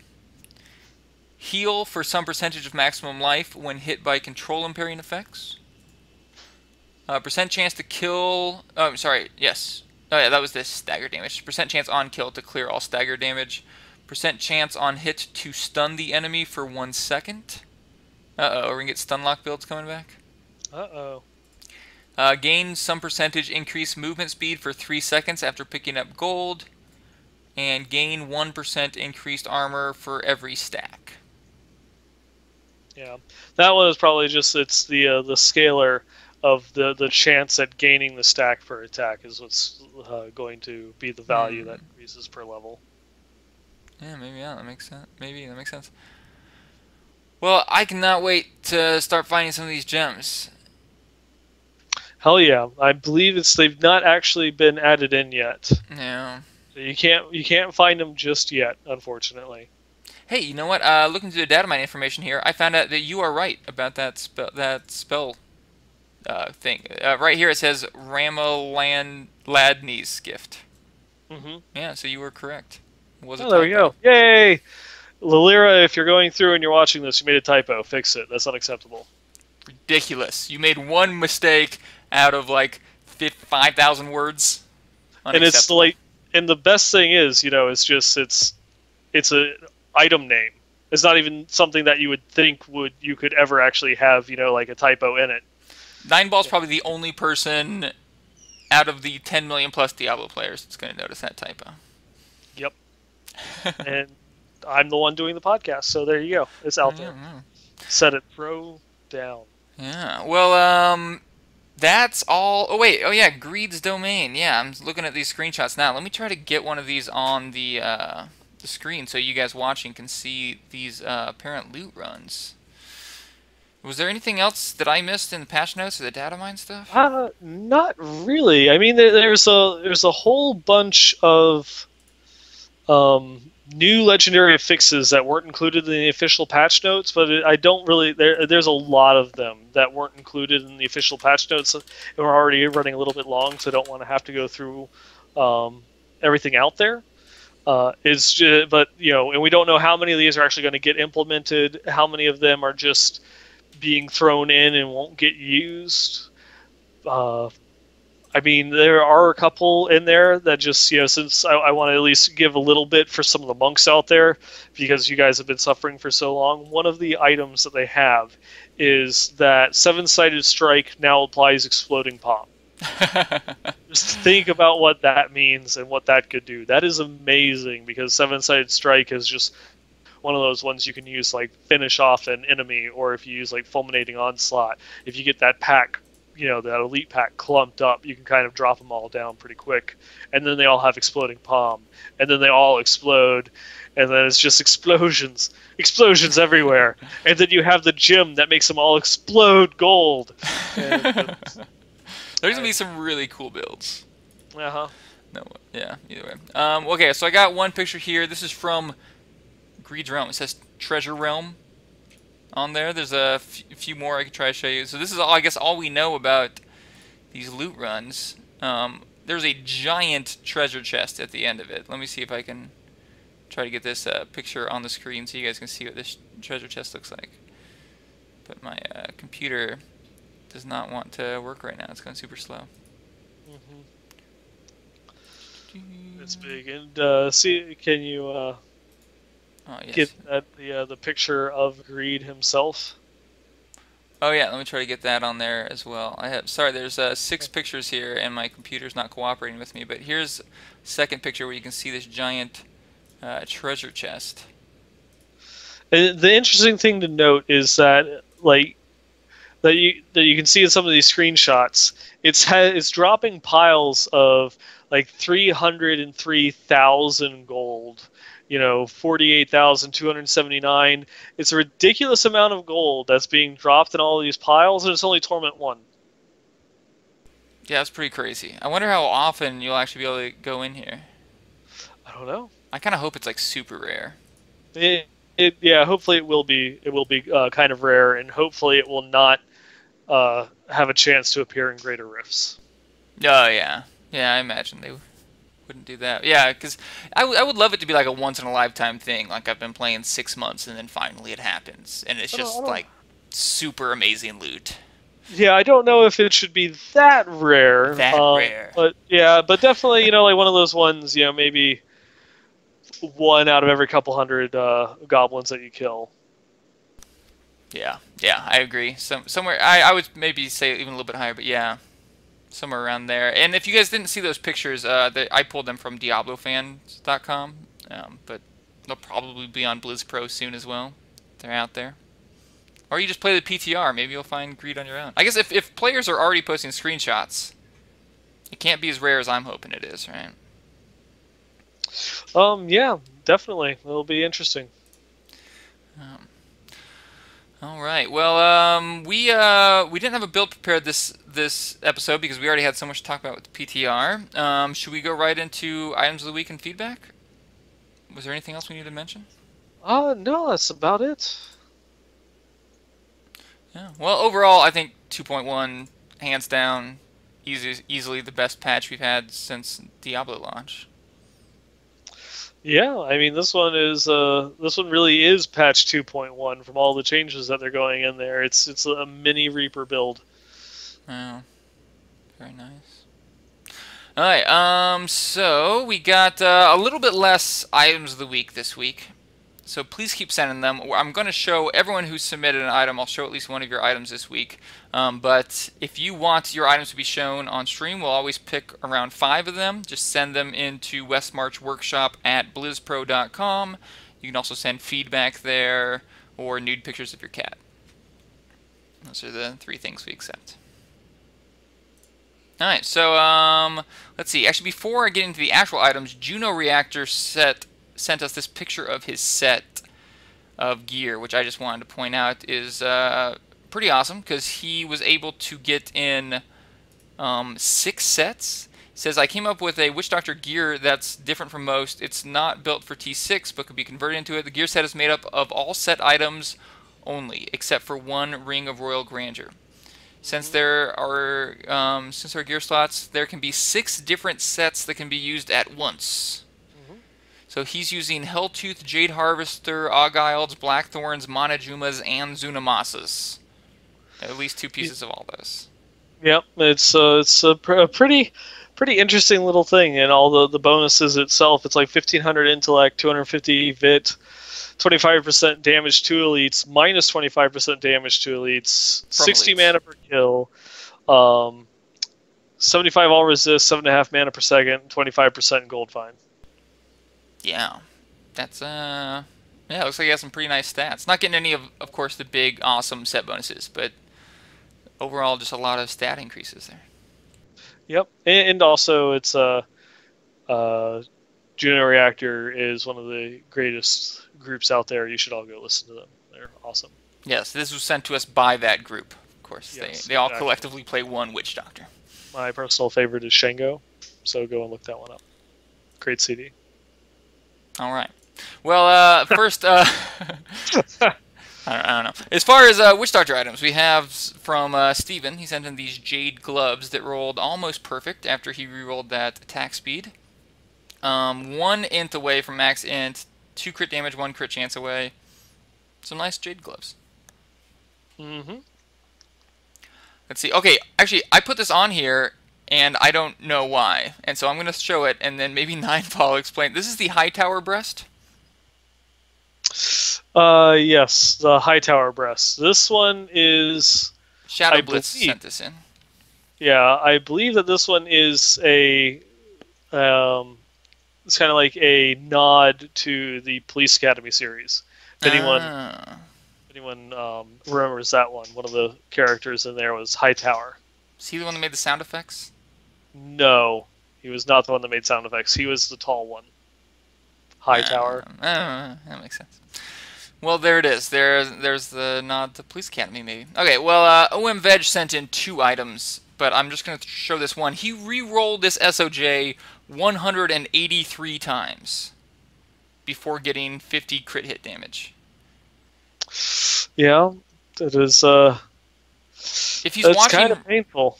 Yeah, if he's watching right now, I want to know if you ever got like 47, 48, 49. Like, were you just set on getting 50? Did you ever get close before that?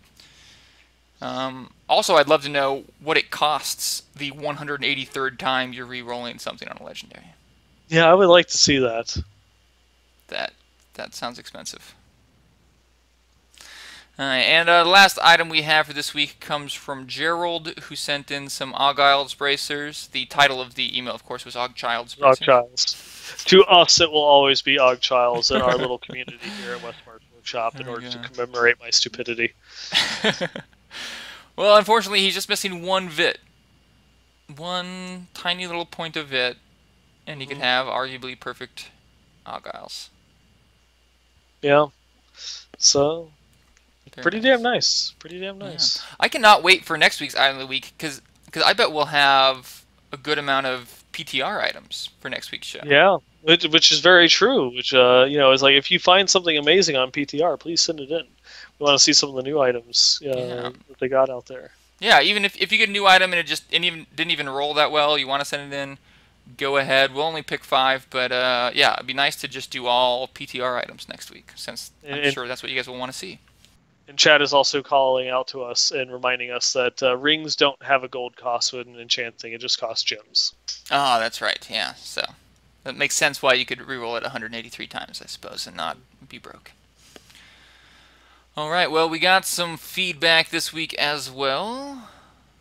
Like all weeks. Thank you guys for sending this in. Now, we won't get to all the feedback because we do get a lot now, but please keep sending it. We'll get to most of it usually. It depends on how much we have that week. I can start off with this first one from Terry. He had 2 questions about the OP Witch Doctor. He says, one, he says, after the hotfix a few weeks back making pets smaller because of hitbox issues, do you think it's still better to use Tall Man's Finger with the bigger dog instead of the 4 dogs I normally have? Terry, I think if Tall Man's Finger is working for you now, I would just keep using it. I don't think it's going to be a big enough change. I mean, you could always go do a DPS test if you wanted to. It's going to be a little bit harder, of course, because the hitbox change is going to make a bigger difference when you're moving, and usually you would test on a stationary target like Gom. But yeah, unless you're sacrificing a lot to use a Tall Man's Finger, I think you're probably good continuing to use it. And then sorry, did you have something on that before I go to the second point? No, I was just looking at something in chat real quick. Oh, okay. The second question he had asked was he heard that pets, witch doctor pets, might, what he says, double dip with Big Bad Voodoo. In other words, do they get the benefit twice when you summon Big Bad Voodoo Daddy? Once for you getting the buff and giving it to your pets, and once for your pets standing in the aura. So I looked this up online, and it looks like yes. There's been some testing with this. If you are standing outside of the Big Bad Voodoo radius and your pet is inside of it, your pet's damage won't go up at all, but their DPS will, because they'll be attacking faster. They'll still get the attack speed, but their damage numbers will be the same. If you're standing inside of the radius with your pet, their damage will go up and their attack speed. And of course, if you're standing in it and your pet's not, just the damage will go up. But the damage looks like it's going up by more than 30%. So I'm pretty sure it just is applying twice, except the buff doesn't give your pets the damage. So I think you can get the attack speed twice and the damage once, if that makes sense. But the second time you're getting the attack speed, it's just going to be converted straight into damage because your attack speed gets converted into damage when going to your pets. If that makes sense. Well, I guess to kind of break it up there, we got another lore question here. This one comes from Nick, and he just had a few questions about the world of Diablo. And his question was, it seems that demons, or at least lords of hell, can regenerate or reappear after they're killed unless their soul is trapped inside a soul stone. I was wondering if the same rule applies to angels, and do they also regenerate or reform as they're killed, and does this happen to all beings in heaven and hell, or just the leaders? Is it possible for an angel's soul to be trapped inside a soul stone like a demon's? And the answer is, what is that? Yes, no, yes, no, no. But it's that's one of the key differences between angels and demons. There is actually, it seems to be only a fixed number of angels and a near infinite number of demons. And demons, when killed, will always come back, from the lowliest imp to, of course, Diablo and the other primevals. That whenever they're killed, eventually their soul will fall back to hell, and then they'll just regenerate or reform somehow. Whereas with angels, there's kind of a set number, and when they die, they're gone. But a new angel will be reborn that will kind of take their place. It's not like the demon. The demon is going to remember what happened. It's the same person, and they retain everything, all the knowledge and all the experiences that they had, from their life and when they came back. Whereas an angel, they will kind of take on the aspect of the angel before them, but they're their own person. They have their own identity that's different. The only exception to that is Tyrael. When Tyrael came back and reformed at the beginning of Diablo 3, that was a miracle. That was unheard of. No angel has ever been able to reform themselves. So like Malthael, now that he's died, a new angel at some point is going to be birthed from the Crystal Arch that will go to take the place of Malthael as like the aspect of wisdom. How that will interact with Tyrael being the current aspect of wisdom will be interesting, and how much of like his identity, how much he'll identify with Malthael and his thoughts. But it's going to be someone new, even though he is going to kind of be kind of like the new bearer of wisdom from what we know in lore. He is going to be different. He's going to be somebody else. He's not really going to have the knowledge and all of the experiences that Malthael had before him. But that's kind of one of the key differences between angels and demons.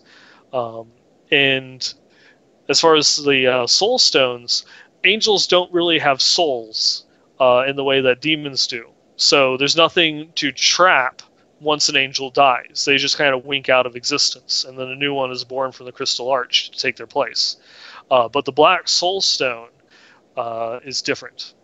that one was specifically created by Zoltan Kuhl in order to trap angels. And there's apparently some very special, very precise type of magic he created to catch an angel's essence when they die in order to trap it within a soul stone.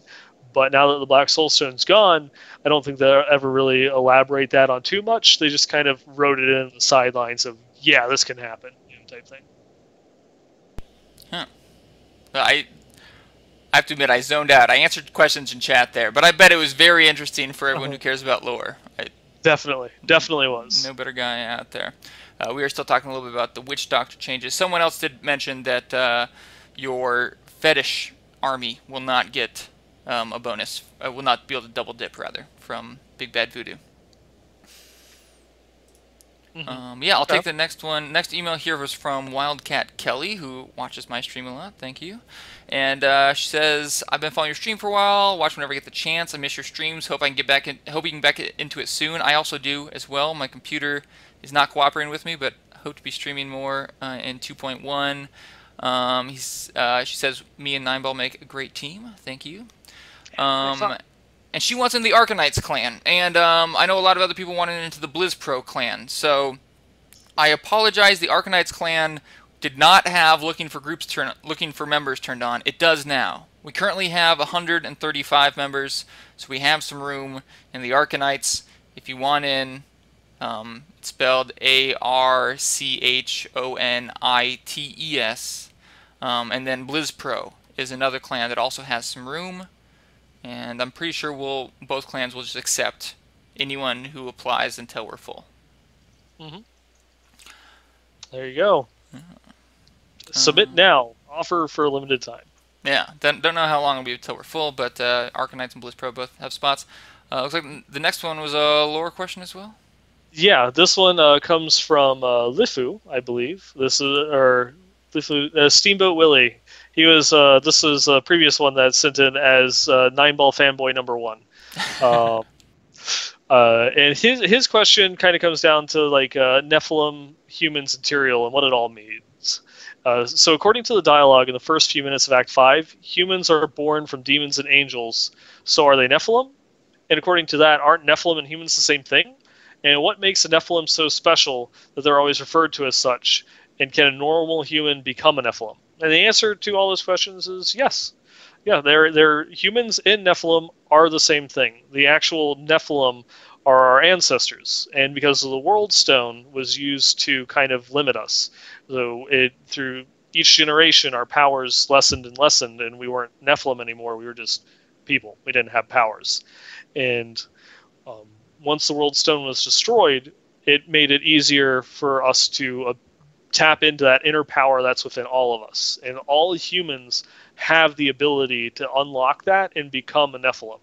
And it's just kind of that force of will is what will allow you to come out or not.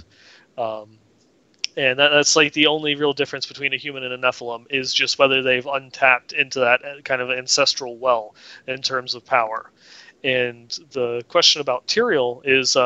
which is, of course, the weird and confusing thing is what is Tyrael? With him being an angel, he obviously doesn't have any sort of biological connection to demons, but now he's human.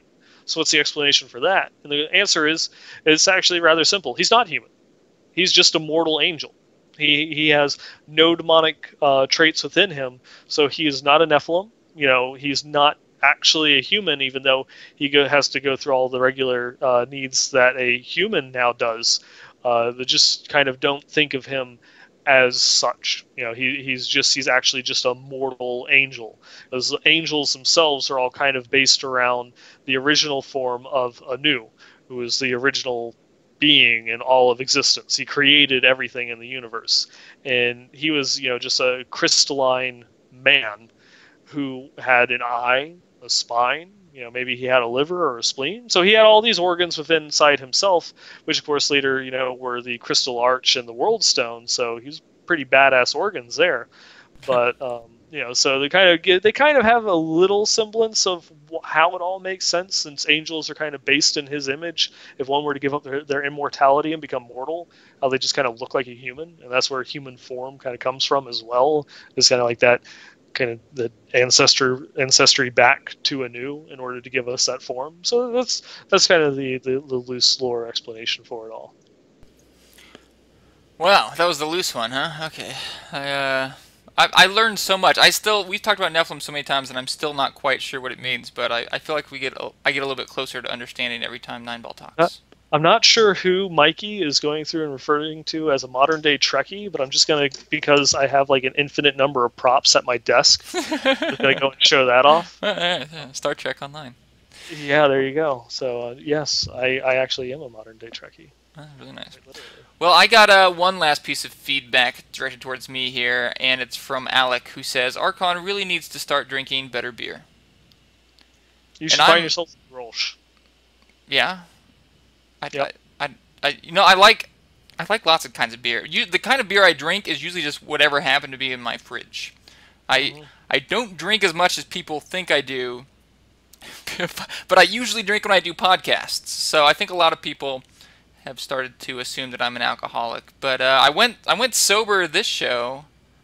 You guys tell me. You need to throw up a straw poll or something. Sober Archon, tipsy Archon. What's better? I think you did good. I think you did good. You like sober Archon? I like Archon. Aww. I just want to throw out there one more thing real quick. Norkel Kid in chat was saying that he sent me an email, but I never answered. And I had to go back and check, and he sent it to my 9ball@blizzpro.com account, which unfortunately I don't check all the time because I'm very bad. And he actually submitted in a item that I think needs to get included, and I just forwarded that to the Westmarch Workshop account. So please, if you have any items or feedback, don't rely on me checking my regular email. Please send it to the Westmarch Workshop at blizzpro.com, so that way we can go through. Because I'm sorry. I'm sorry. So sorry. Should I throw that one up now, or is that for next week? Yeah, let's just go ahead and throw it up now, because he went through. He's here. He's in our chat. And I let him down, and I don't want to do that. So if you're still here, if you're still hanging out, after not even being acknowledged, I'm sorry. I just realized what this is. Yeah. This is a response because we showed off an amazing Fate of the Fell last week. And Leviathan, if you are still in chat, prepare yourself, because this one is even better than the one that we showed last week. Yeah, the one last week was, I think, 2999.6 or something. Yeah, it was just under that 3,000 cap. And so this one is just slightly better in terms of weapon damage, but it was like 20 strength less. Yeah. So it's like one of those ones where it's like, I don't even know enough. I don't even know enough about the how those damage values go into whether that 20 strength is going to be worth more than those 4 points of damage. But this is over 3,000 damage on the two-handed Fate of the Fell. So I just have to go through and give an applause for that one. Yeah, that is really sexy. I think the strength would almost definitely be more than 4, because 4 damage is what, like 0.14, or like 0.0. Yep. Yeah, it's a really small percentage increase, where 20 strength I think would give you. The only thing is remember that 4 damage isn't going to be multiplied by the skill value and your elemental skill value in addition to strength. But if you get like 1% more weapon damage on your weapon, they'll just increase your overall damage by 1%. Yeah. Yeah, it's hard to do the math because you need to know what his current strength and damage is, but. Yeah, it's just like one of those ones is just so close. But I probably want to wager on that just being if you have, if you have a decent amount of strength of that one with that thing, rolling, 1051 strength, it's probably up there. But yeah, for the iTunes people, it definitely is it's 3003.1 DPS. That is obscene. That is amazing. Indeed. All right. Well, I think that brings our very long, nearly 2-hour episode to a close. Is there anything else we left out? I think that's about it. We did have some other feedback that we did not get to. Can't There get to it is all one again. more actually. Oh, I That gotta pause the outro song now. Okay. I'm sorry. Outro delayed. No, it's okay. I'm always just guessing. Nine Ball can't hear the outro, so we gotta play off each other. We actually got. There's one other piece of feedback that I wanted to and pointed out in the before we started the show, and then we almost forgot. Is that we had one more piece of feedback from somebody on Twitter. Grimiku actually asked us, what do we plan on playing first in the seasons, and what do we think is a good season length? Ah, yes, that's right. I'm so excited about this question. I think I'm gonna play my wizard, but in the PTR, I might try out like the barb or something, just because we're trying to represent all classes, and I know nothing about the barb. So I want to try a barb at some point, but my wizard I think will be my main. Yeah, I think I'm gonna do something similar. Once 2.1 actually comes out, I'm just gonna a lot of these changes just I have to play. I have to play the Demon Hunter. It looks so much more sexy, and I will try it out on the PTR. But I think I might use some of the PTR time to go and mess around on a Crusader because I've been wanting to do that. And since everything gets lost on the PTR, none of it matters anyways. Just go through and have fun with Crusader. But definitely gonna be doing the Demon Hunter day one on 2.1. Nice. Yeah, and I think I'm gonna stick with hardcore for the first season. At least that's where I'm sitting right now. And I would love short seasons. If I was a Blizzard developer, I would choose around 90 days, because after seeing Diablo fans poll, that was like clearly the winner. But if it was me that was just choosing for my own selfish reasons, I think I'd go like 30 days and just That's really up the drop rate. that's a bit too short for me, unfortunately. Yeah. Because like just this past week, I had so many things going on and wanting to just do other things. I haven't played Diablo for a week. If seasons were only 30 days long, I just missed 25% of the season itself. It's going to cause unnecessary kind of social pressure in making it that short. I can definitely better agree with a 3 month time period, but I actually like what they have with the current Diablo 2 seasons, where it's just 6 months. Yeah. Because I think because 6 months, obviously it's a very long time to wait. But if we're getting like a mini expansion every 6 months, that would be awesome. But I guess for just kind of their development cycle and making sure that patches and other updates come out if they want it to coincide with seasons, I think the 90 days, the 3 month, is a much better goal to shoot for in that respect. Yeah, it seems like a good middle ground. I would be surprised if it didn't end up being either 3 months or dynamic, which is actually what I would prefer too, if it was different each time. Yeah, I think just because they're kind of giving it that competitive edge with leaderboards and such, it would be better if if it had a set time period, so that way you can go through and be like, you look at the leaderboard and you see what the current standings are. You're still like number one, or you're up there, and be like, well, I still have another couple days, so it's like I'm good. You don't have to go through and constantly be checking. Did they announce it yet? Did they announce it yet? Did they announce it yet? Kind of like with the World of Warcraft seasons, where you always have to be. With the PvP seasons, you always have to kind of be, churning it out, because you don't know when the season's going to end. Yeah. Well, yeah. I guess we'll see. As a good point. I mean, people will definitely like to be able to compare between one season and another.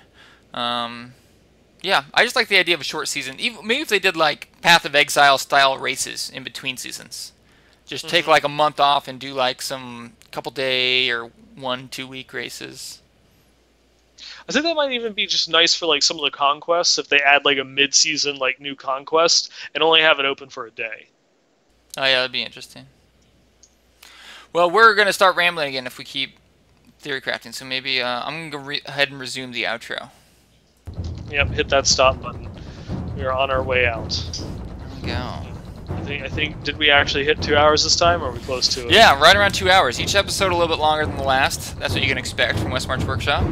Episode 100 will be a few days long. Yes, that it will. That it will. And because it's just going to be the intros from all of our previous episodes. That's right, and the intros are, starting next week, going to be 30 minutes long. Yep, so that's on you, because next week is your intro, so you got Dang it. Set myself up. Uh-huh. Alright. Well, we'll see you guys next week, Wednesdays, 6 p.m. Pacific, 9 p.m. Eastern, on twitch.tv/ArchonTheWizard. Follow us at ArchonTheWizard and at 9ballgamer on Twitter. May all your rolls be crits. Yes, and you can always, of course, email us at westmarchworkshop@blizzpro.com. Archon out.